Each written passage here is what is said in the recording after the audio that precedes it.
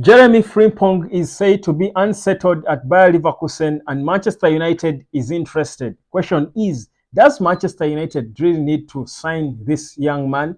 Welcome to the United Sport. My name is Webb. Here is some transfer talk concerning the beloved club. Subscribe, like, and share if you have done that already. Thank you so much. Now, we know that Wan-Bissaka is certainly looking destined to leave Manchester United, and without a shadow of a doubt, there should be a replacement. Now, many people will look at Wan-Bissaka as a left back, but he's playing left back in the last games he has been playing because there has not been a fit natural left back. But Wan-Bissaka is, I think, now the backup right back for Diogo Dalot. But now that he's leaving, of course, Manchester United has got to get a replacement, especially in the left back position, but also someone who is either going to back Diogo Dalot up if they are sticking with him as the first priority of a right back, or someone who is going to come ahead of him, and Dalot remains the second option. So questions about Jeremie Frimpong. First of all, his situation is interesting because whereas he has managed to inspire Bayer Leverkusen to a record, winning their first Champions League title in history, qualifying for the Champions League, obviously it's an important time for him. He has scored 9 goals and assisted 9 times for his club in 30 games. He has been so impeccable in terms of his performances since he joined this team from Celtic.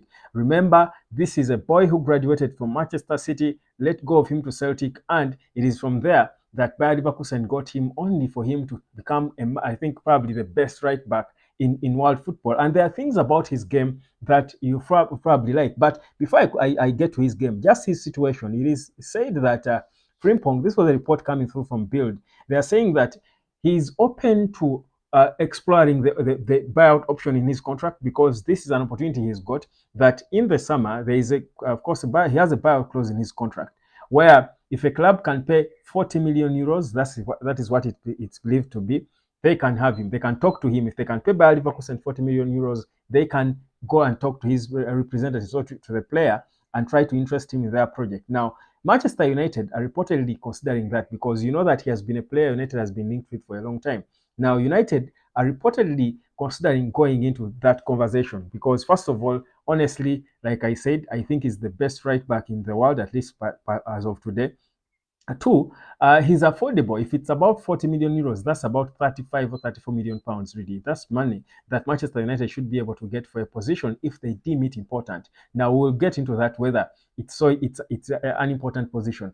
But you look at Frimpong and what he would add to Manchester United, and you're thinking maybe if the money is there, this is a player we should go for. Now, no disrespect to Diogo Dalot, because again, Diogo Dalot has worked his, body off to try and make himself an important player for the club, and to even force Wan-Bissaka to be sold, because before Dalot was behind Wan-Bissaka in the pecking order. So you credit him for that. But you think about the way Manchester United seems to want to play, the way Erik ten Hag would want to play, or even whichever manager, Ineos, will certainly, if it's Erik ten Hag they are sticking with, which most likely is going to be the case or not, whichever manager who comes in, Manchester United will want to play a more pragmatic style, a more a more dominant style of football. And in the modern game today, if you're going to play that kind of football, even before historically with Man United, you need a right back who has got a lot going forward. That's why Diogo Dalot under Erik ten Hag, I think, emerged as a better candidate than Wan-Bissaka, because Dalot can give you more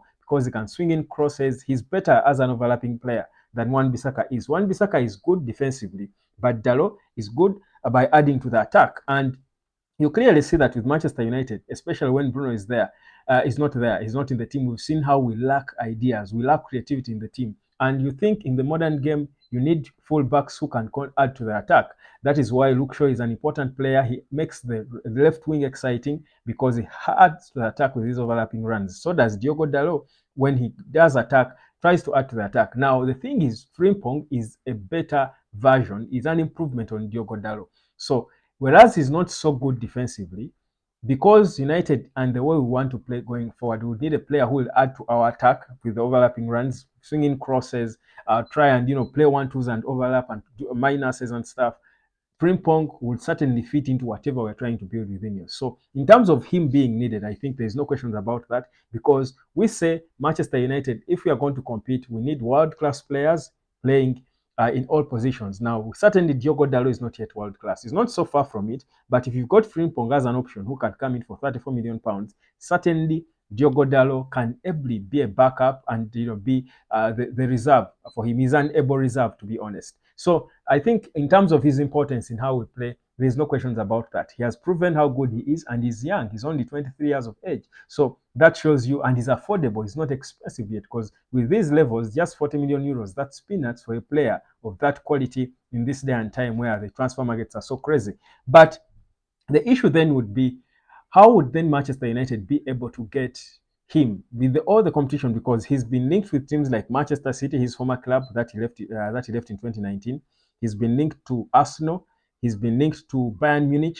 All these clubs that already that are guaranteed Champions League football, that are going to be playing Champions League football, have been linked with him, and they can obviously afford the fee. So where then does Manchester United have the bargaining chip?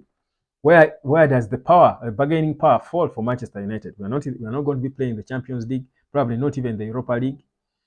Again, probably we don't know. He might win the FA Cup, because that could be our closest window to playing Europa League football. But it's not a given. It's Man City we are facing, guys. So for a player who has been able to work his body out to be able to inspire a team like Bayer Leverkusen into making history and qualifying for the Champions League, would he leave a team like Arsenal, Bayern, and Man City, where he will certainly go and certainly will be sure, first of all, his competition is going to be high, his levels will be improved, and he will certainly be a player, be a proper competitor. Meanwhile, they can also afford to pay him whichever money Man United think they can pay him.